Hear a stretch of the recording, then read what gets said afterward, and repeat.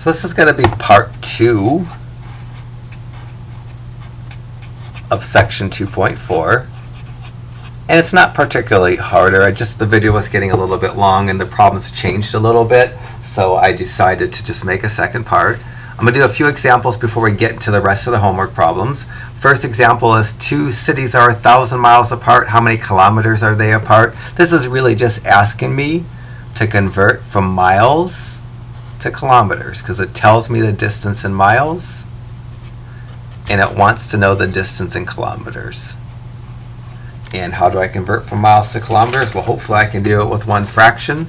And I see 1 mile is 1.6 kilometers. So to get my answer, I'm going to multiply by a fraction. In the numerator, it's going to have what I want to end up with. I'm converting from miles to kilometers. It's going to have kilometers that I want to end up with in the numerator, miles that I want to get rid of in the denominator, and I'm going to use 1 mile and 1.6 kilometers. And units are going to cancel, and I'm just going to take 1,000 and multiply it by 1.6, and I think you're just going to get 1,600 kilometers. So the answer to this example, 2 cities are 1,000 miles apart. How many kilometers are they apart? I'll say it's 1,600 kilometers that they're apart. Comes another more complicated example that kind of takes some of the volume that we learned in the last section and blends it with unit analysis or dimensional analysis. It gives me a rectangular prism and asks me to find the volume in cubic feet. I'm going to use the length times width times height formula. I'm going to call this the length and this the width, because usually the length and width are on the rectangle that has 2 sides labeled, and then the other side's the height. But really I just need to multiply the 3 sides together. So I just took the 3 numbers, 20, 5, and 8, and multiplied them together. The volume for this rectangular prism or this box is 800 cubic feet. The thing that is more challenging is to handle part B. So if I filled this up with liquid, how many gallons of liquid would it hold? And what I have is I have the volume is 800 cubic feet, and I want to change that into gallons. This is what this is asking me to do. It's asking me to take the 800 cubic feet and change it into gallons. And to do that, I need to use this relation that we haven't got to yet. That 7.48 gallons is 1 cubic feet. So to change from my 800 cubic feet that I came up with for the volume of that rectangular prism or that box, I'm going to multiply by a fraction. In the numerator, it's going to have the units I want to end up with, which is gallons. In the denominator, it's going to have the units that I want to get rid of, which is cubic feet. Next to the gallons, I'm going to put 7.48, and next to the cubic feet, I'm going to put 1. And when I do this on my calculator, I just have to multiply the 800 times the 7.48 to get the numerical part of 5984. The units are going to work themselves out when I cancel out the cubic feet. So how many gallons will this hold? It's going to hold 5,984 gallons. One more example before we jump into the word problems. So my car, I think, has an 11-gallon gas tank. So a car has an empty 11-gallon gas tank. Assume gas is selling for $11 per gallon. How much will it cost to fill up? I didn't think unit analysis was necessary to know if I'm spending $3 per gallon and I'm filling up with 11 gallons, just to multiply the gallons times the cost per gallon to get the cost. And so I just did that. I said, that's hardly worth unit analysis. Take the 11 gallons times the $3 per gallon, and it's going to give me $33. Technically, this is this. I'm doing 11 gallons times $3 is equal to 1 gallon. That's really what the $3 per gallon turns into as a fraction. I'm going to cancel out the gallons. I'm going to be left with dollars, and 11 times 3 is 33. But like I said, that's not worth unit analysis. So part A, for this car to fill up an empty 11-gallon tank, if you put exactly 11 gallons in, it's going to cost $33. Assume gas is selling for $1.50 per liter. how much will it cost to fill up the gas tank. This is a more complicated problem. I think probably the easiest way to do this is to figure out how many liters the tank is going to hold. So the first thing I'm going to do is I'm going to first find out how many liters this tank will hold. And how do I do that? Well, I know I'm starting with 11 gallons, and I want to change to liters. Best case scenario is I could find a fraction that has liters or an equivalence between gallons and liters. I hope I have that. I don't know that I do, but I actually do. I have that 1 gallon is 3.8 liters. So I'm going to find out how many liters this tank holds, and then I'll figure out the cost. So I'm going to use the fact that 3.8 liters is equal to 1 gallon, and I'm going to find out for this gas tank that has 11 gallons of gas when it's empty, how many liters it has. And this tank has 41.8 liters. So to fill up this tank, I have to use 41.8 liters. If gas is selling at $1.50 per liter, I could just multiply to get that, or I could do something fancy. I can say 41.8 liters times $1.50 for 1 liter. I could cancel out the liters, be left with the dollars, but ultimately, really, I just need to take the number of liters times $1.50 per liter, and I'm going to get the cost is $62.70 to fill up this tank in if it's $1.50 per liter. $1.50 per liter is like $6 per gallon, because basically there's 4 liters in a gallon. That's why it costs so much. And if you go to Europe where they sell gas in liters, it's really expensive there. You can tell this is a little bit old because gas really isn't $3 right now, but it'll probably at some point be more than $3 again. All right, so now we're ready to do some homework. The end of our homework for this section. 31 and 32 are essentially the same problem. For 31, you have to find out the distance between Cincinnati and Columbus is about 110 miles. What's the distance in kilometers? Minus the distance between Phoenix and Flagstaff is about 140 miles. What's the distance in kilometers?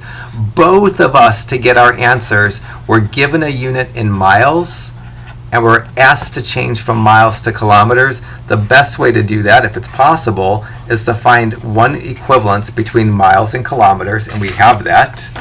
We know that 1 mile is 1.6 kilometers.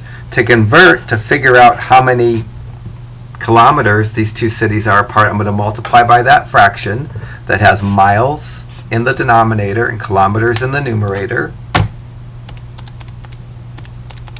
The answer to my question is going to be 224 kilometers apart.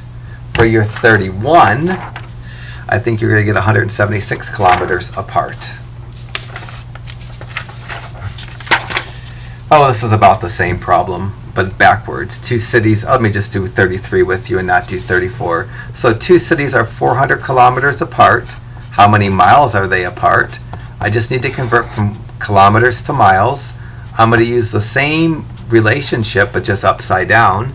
I want to get rid of kilometers and wind up with miles. So the fraction that has the 1 mile equal to 1.6 kilometers is going to have the 1 mile in the numerator because I'm ending up with miles, and the 1.6 kilometers in the denominator because I'm getting rid of those.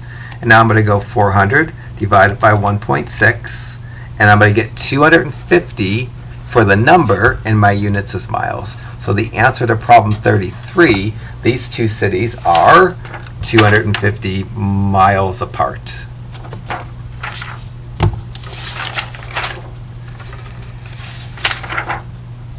Both of our problems 35 and 36 are asking us essentially to do the same thing. My problem 36, a bathtub has 50 gallons of water. How many cubic feet of water does it hold? And yours is similar. For each one of our problems, we need to change from gallons into cubic feet. The best way to do that is to find one relationship between gallons and cubic feet. If you can find the relationship between gallons and cubic feet, you can do this with one fraction, and we have that 7.48 gallons as 1 cubic feet. So I'm going to multiply by the 1 cubic feet is 7.48 gallons, and that will help me get my answer because the gallons will cancel. The units are what I need to have as cubic feet. And then 50 divided by 7.48 is going to give me 6.6, it says round to 2 decimals. My answer for problem 36 is going to be 6.68 cubic feet. So this bathtub will hold 6.68 cubic feet of water.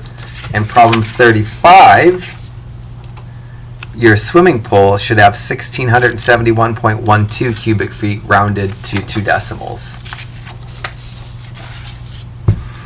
All right, so I'm going to leave myself a lot of room here.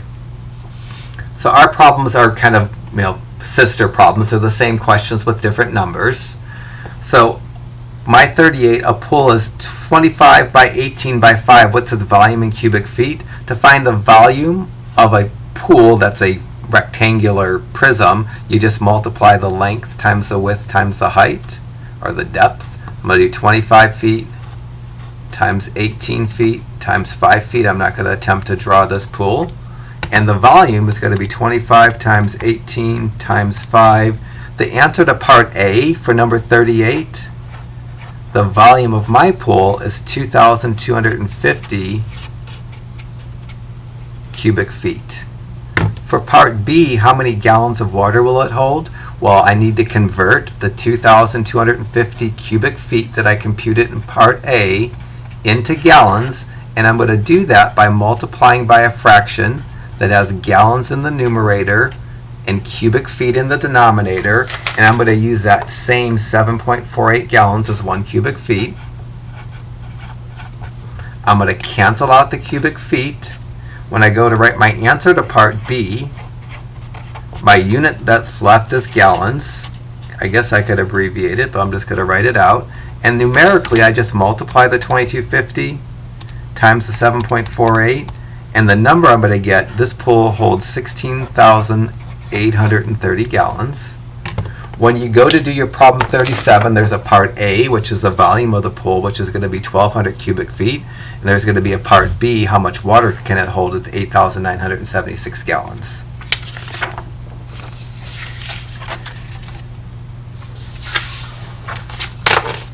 So for 39 and 40, same sort of questions, but we have different shapes. First is to find the volume.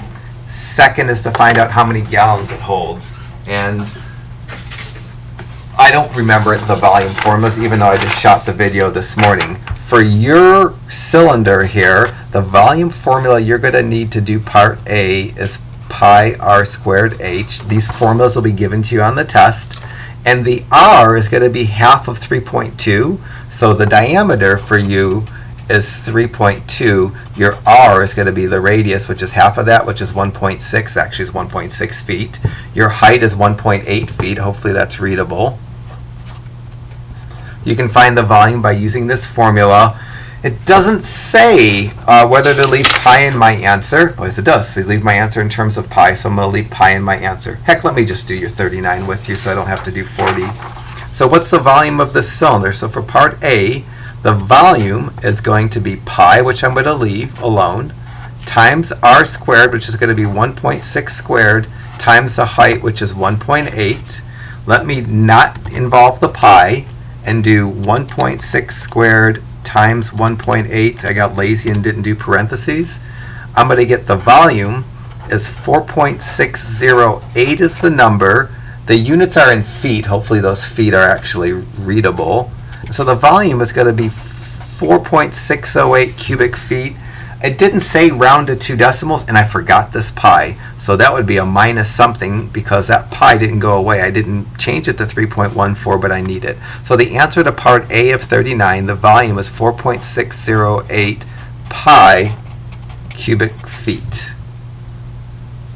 When I go to do part B, how many gallons of water can it hold, then I'm just going to use that same fraction. So I'm going to take the 4.608 pi cubic feet. I'm going to multiply by a fraction that has gallons in the numerator and it has cubic feet in the denominator. Sorry, my phone is ringing and I don't know how to just ignore the call, so it's just going to ring till it goes to voicemail. And that unit is 7.48 gallons as 1 cubic feet. And I'm going to leave the pi, and I'm going to go 4.608 times 7.48. And the number I get is this horrible number. Hopefully it says rounded 2 decimals somewhere, but it doesn't. So I get 34.46784 pi gallons. That's a silly answer, but that's exactly, well, it is the answer that I actually wrote when I did this. So for part 39A, I kept all the decimals. 39B, I kept all the decimals. On the test, I'll be more careful. I'll say rounded 2 decimals, and I won't want 6 decimal answers. That just seems silly. I won't do 40. I'm making a vote to skip 41. It's not particularly hard, but it's a disaster for most students. I don't put it on the test. And so let's just vote to skip this. If you want to work through it, pause the video and give it a try. We actually worked with this shape in section 2.3, so you could actually find the volume again and turn the volume into gallons. But I'm voting to skip that, which means I'm going to skip 42 and move on to 43 and 44. And these are deceptively easy because 44 asks me, the speed limit on much of I-17 is 75 miles per hour. What is the speed in kilometers per hour? Because they both have the same per hour part, I only need to change 75 miles into kilometers, and I'm going to keep the per hour part alone. So for problem 44, I just need to change the 75 miles into kilometers, and I'm going to reinsert that per hour part. And the change from miles to kilometers, the best I can hope for is a fraction that has kilometers in the numerator and miles in the denominator, and I have that the 1 mile is 1.6 kilometers. And so if we were in Canada, where the speed limit's in kilometers per hour, you might see instead of 75, you'd see 112.5, and I'm sure they'd round it, kilometers per hour. So what's the speed in kilometers per hour? It's 112.5, and I'm going to say kmph, km for kilometers, and then per hour. So my answer for 44 is going to be 112.5 kilometers per hour. Your 43 should be real similar, and when you go to get an answer for 43, I came up with 50 miles per hour as the oh, that can't be right. What's this? Oh yeah, yours is backwards. So yes, yours is. So your speed is going to be 50 miles per hour. When you went to do yours, you're going to start off with 80 kilometers, and you're going to convert it into miles by putting miles in the numerator, kilometers in the denominator. You're going to have a 1 and a 1.6, and then you're going to get a 50. But it should be miles per hour for the speed. One last problem to do, and it's a little bit sneaky. It's because it doesn't have the number written. It has the number, well, it doesn't have the number, it has a written number, and that's going to mess me up. This first sentence in my problem 46 and in your problem 45 says this, that 1 gram equals 5 carats. And then it said David's new ring contains a precious stone that's 1/8 of a carat. Find the weight of the stone in grams. What I need to do is change 1/8 of a carat into grams.